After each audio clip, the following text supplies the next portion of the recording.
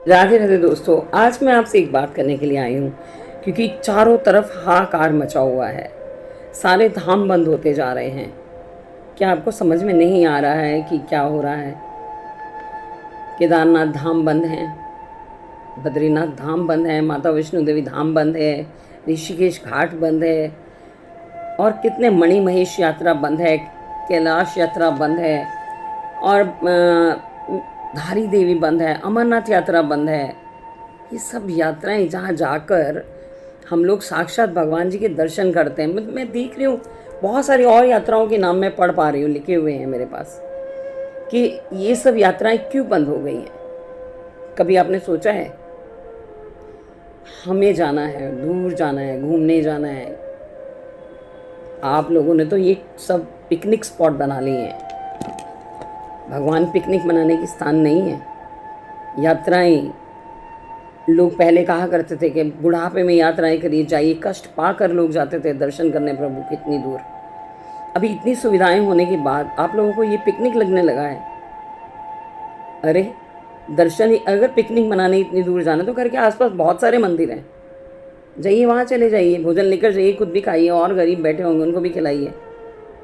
घर के पास के मंदिर में आप लोग नहीं जाएंगे, इतनी दूर दूर वाले मंदिरों में जाएंगे, भीड़ करेंगे, बुरा हाल कर देंगे वहाँ पर जाकर।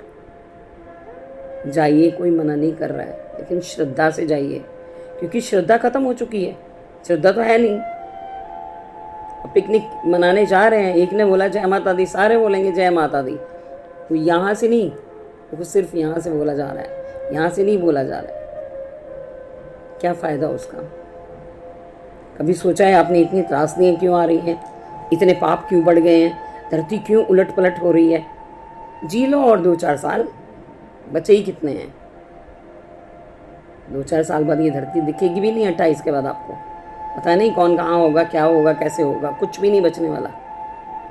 अगर अभी नहीं संभले तो कभी नहीं संभलोगे। तो अब क्या ही, तुम लोग जितने बचे हुए हो समझ जाओ, बचना तो है नहीं, समझ जाओ कि धरती माता पर इतना बोझ, इतना बुरा हाल ना करो। प्रकृति का इतना अपमान मत करो। जब प्रकृति अपना सब वापस लेने पे आएगी ना, तो आपका कुछ भी नहीं छोड़ेगी। वो वापस अपना सब कुछ ले जाएगी। प्रकृति के साथ खेल खिलवाड़ नहीं चलता, प्रभु के साथ खिलवाड़ नहीं चलते। अब कुछ भी कर लें, कितनी बिल्डिंगें बना लीजिए, पानी आता है बहा ले जाता सब कुछ। आंधी अंधड़ तूफान आते हैं, बड़े बड़े छतें उड़ जाती हैं, घरों की गाड़ियाँ उड़ जाती हैं, बवंडर आते हैं, क्या क्या उड़ जाता है उसमें।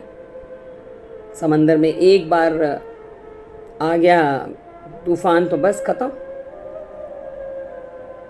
तो प्रकृति के साथ छेड़छाड़ नहीं, प्रकृति को बचाइए। जितना उसे बचाएंगे वो बच जाएंगे, और जो उजाड़ने पर लगे हैं उजड़ जाएंगे। थोड़ा ध्यान रखिए। ये प्रकृति जब वापस लेने पे आएगी तो फिर कोई नहीं, भगवान तो प्रकृति ही है, नेचर, प्रभु, प्रकृति सब वही है। किससे बचोगे? सोचिएगा ज़रा ध्यान से। मुझे लगता है बहुत ज़्यादा सोचने का समय आ चुका है। सोचिए, तब तक बोलिए राधे राधे, शायद कुछ बचाव हो जाए। मैं सीमा भाटिया, अनंता टेरेट, फिर मिलूंगी किसी नए टॉपिक के साथ।